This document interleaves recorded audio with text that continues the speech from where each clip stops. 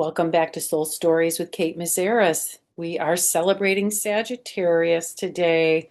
So if you were born between November 22nd and December 20th, this is your time to shine. Welcome to all our new subscribers. For those of you that are watching my channel for the first time, thank you for joining us here. Please like this video if it speaks to you. Feel free to ask any questions in the comments section and share this video with any Sagittarian in your life with a Sagittarius sun, a rising, or a moon. The soul journey of a Sagittarius is I seek, therefore I am. If you've watched the other videos that I did for Virgo and Libra and Scorpio, they would start off with I seek myself through something. Sagittarius identifies itself through the seeking. As a seeker, they become identified. The glyph for Sagittarius, if you look at the bottom right-hand corner, is the arrow. We're going to talk a little bit more about that in a moment. As you can see in this picture, the centaur is the symbol for Sag, the half horse, half man, and there's a reason for that as well. We're going to talk about that next. Excuse me. So let's take a look at our next slide here. Sagittarius is the archer. It is mutable fire, meaning changeable. It is the last sign of the season of autumn. All the signs that are at the end of a season are mutable, changeable. It is a fire sign, so that makes it masculine. The fire and air signs are masculine.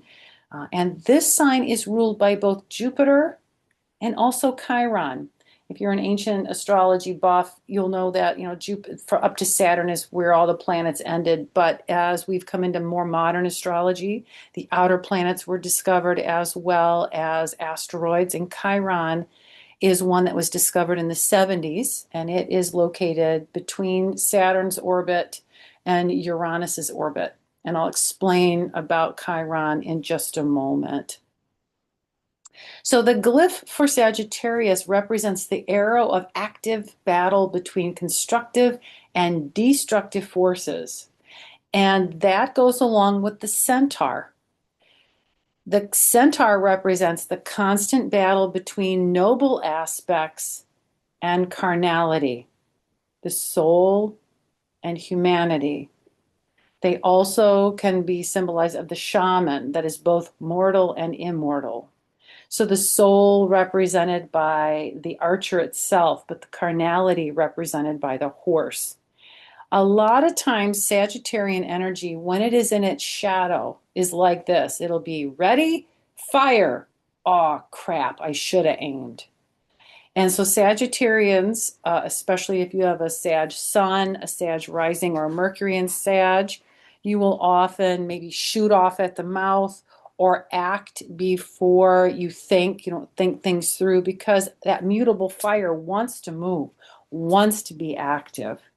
And so when Jupiter gets its reign in there, Jupiter's that big active planet. So a lot of times it can be just, let's just go and unleash yourself. That's why I chose this picture, the hell out of the gate. And that's what horses are. They are hell out of the gate, but a lot of times they can't sustain change, or they get exhausted and realize, oh my God, this change, I just changed because I could, and not for healing and not for a purpose. And that's the soul. When the soul comes in, it understands how to harness that energy for a purpose. During Sagittarian season, think about what's happening with the Earth in the Northern Hemisphere right now. The Earth is quiet. Darkness is dominant, but Sag knows that at the end of that darkest moment on the winter solstice, light is coming. So Sagittarians can be very hopeful. They can look and see the light at the end of the tunnel. If you remember in the Scorpio video, I told you that Scorpios don't teach us how to see in the dark. Excuse me, they don't teach us how to see the light in the dark. They teach us how to see within that darkness. Sag knows there's a light at the end, and it helps us to keep moving forward toward that light. During Sagittarian season, there are a lot of celebrations from Thanksgiving all the way through the winter solstice. So that's that Jupiterian, that benevolence, that camaraderie, that jovial nature of celebration, which often reflects the past traditions, like the traditional things you do during the celebratory season. And then, like, as we come through at the end of the year, we think, okay, what have I done this year? And what do I want to change for next year? Sagittarius is also related to Chiron, the centaur. Chiron, remember I told you, is that asteroid that was found between Saturn and Uranus. Chiron is what we would call the wounded healer. Virgo is ruled by Chiron in a different way than Sag. Sag works with the wounded healer on a more transformative level, where Virgo wants to heal to be of service to others, to help others heal. Sag knows that on the quest to healing, the quest to heal is a byproduct of seeking. If they keep seeking ways to heal, they will heal. It's not like anything they specifically choose to do, like a Virgo would. The impetus for a Sag is to keep seeking, to expand their mind. Sagittarius is often thought of as connected to the ninth house of philosophy. Think about this time of year too. I don't know if you're like me, but during the darker half of the year, which I just love the darker half of the year because it gives us time to be quiet and to seek within. We're not outside in our yards working. We're not playing outside. There's not as much of an outside influence, so that the inner world, the philosophical nature, the spiritual nature, the sometimes quiet nature can be explored. And that's why the archetypes for Sag are the explorer, the philosopher, the teacher, the wanderer, the seeker, the judge.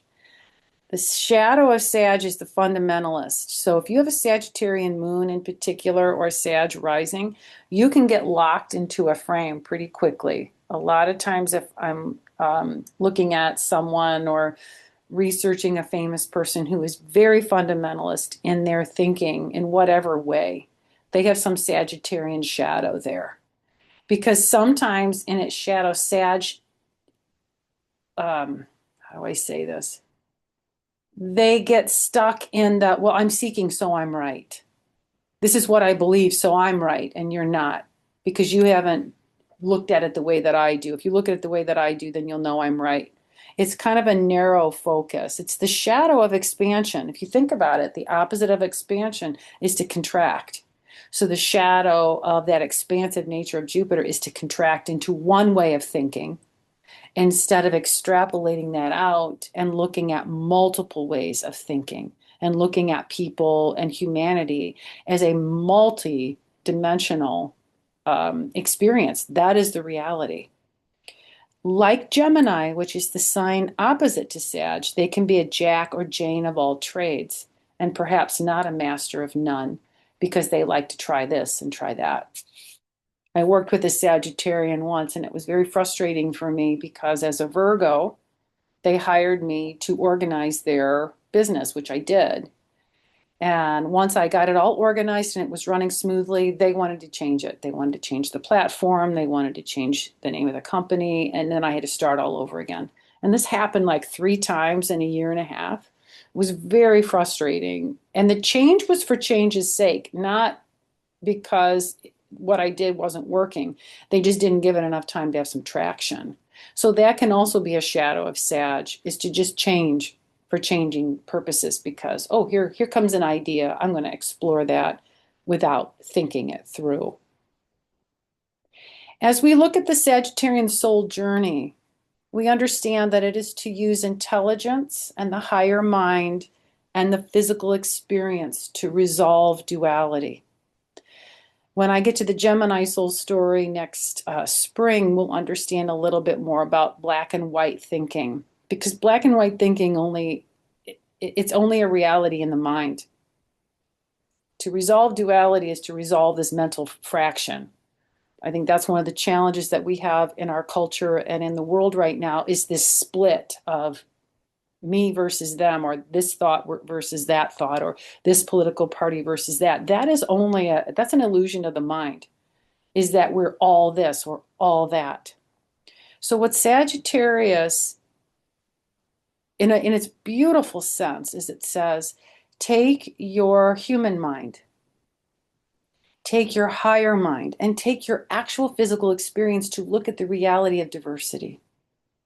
I'm going to give you a little sneak peek about Gemini. The soul journey of Gemini is to not see things in black and white, but to see a rainbow spectrum, because a rainbow is not black and white. It's a holographic of all colors. Sag knows that to experience the full spectrum of the rainbow, we have to use logic, our spiritual connection, and our actual experience to understand we are all part of a whole. It's not this or that. And that also applies to you as an individual. We have two sides, yes, as Gemini would say. But really, Sagittarius, the image that comes to my mind is that we're not two-sided. We're like a multifaceted diamond. And every time we have an experience that takes us into the greater awareness that all is one, we polish one of those facets so that light can shine through that more brilliantly.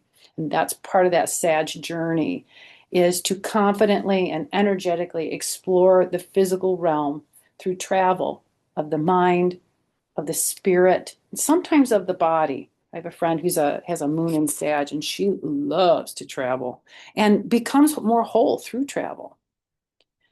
Sag explores the mental realm through reading or education. So if Gemini asks in its very young state, what is this? What is that? Like when children are young and they're learning to speak, what's this? What's that? Sag asks, why is this? What does life mean? What is the truth on what level? Okay, so that's we're gonna like split that one up a little bit, because truth, there is no absolute truth in the human realm. There are layers of truth. There's my truth, there's your truth. The truth is a higher mind. And the number one higher mind truth that is the absolute truth, in my experience, the only absolute truth that I've come to discover right now, is that all is one. We are all connected. And that is the truth. Now, how we're connected and the ways we're connected and all that, those are lower level truths. But Sag seeks that energy. It wants to know, why is this? And that is a deeper level than, what is this? So they do this through exploring religion, philosophy, and metaphysics to discover the meaning of their life. And they might teach them too. Carolyn Mace, I believe, I think she's a Sagittarian sun. She was one of my first teachers back in the 90s. And she teaches all kinds of things: religion, philosophy, metaphysics, if you're interested in her work, you can find her online. She's a really good teacher. But they can also be reckless and redemptive. So if they're in their shadow and they haven't really honed this ability to seek for a higher meaning, they're just going to just do whatever and burn themselves out, as a fire sign has a tendency to do. In their light, they can be optimistic, honest, and good-natured, just jovial because of that Jupiterian influence. But in their shadow, they can be careless, irresponsible, restless, and often tactless, especially if they have a Sun or Mercury in Sag, because again, they just shoot off at the mouth.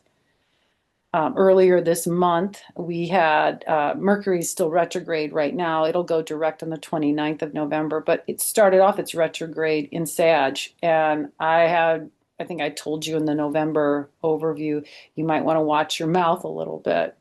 Don't shoot off at the mouth. Think before you speak. And I've had a lot of conversations with people who've said, man, it just came up and I wanted to blast them. And that's a Sag, Mercury and Sag. One of the needs for a Sagittarius soul is to expand mentally, to understand the soul's purpose, and then expand that knowledge to others.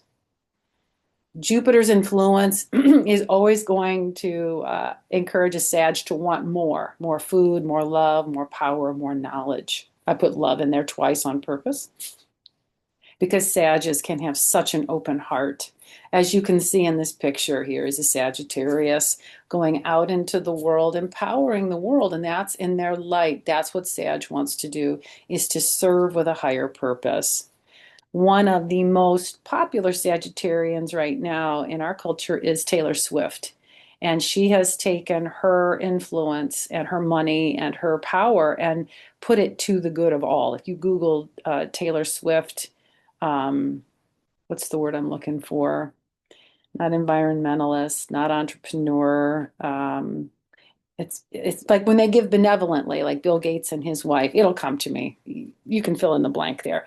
But they are a philanthropist. That's the word. They are just such wonderful philanthropists. So Google Taylor Swift philanthropy, and you're going to see a lot of what good that she has done in this world. I don't follow her career, but the younger generation does. And what a fabulous example of a Sagittarian energy. And she's got a lot of it. Um, so this is our Sagittarian soul journey. It's a great time to celebrate yourself.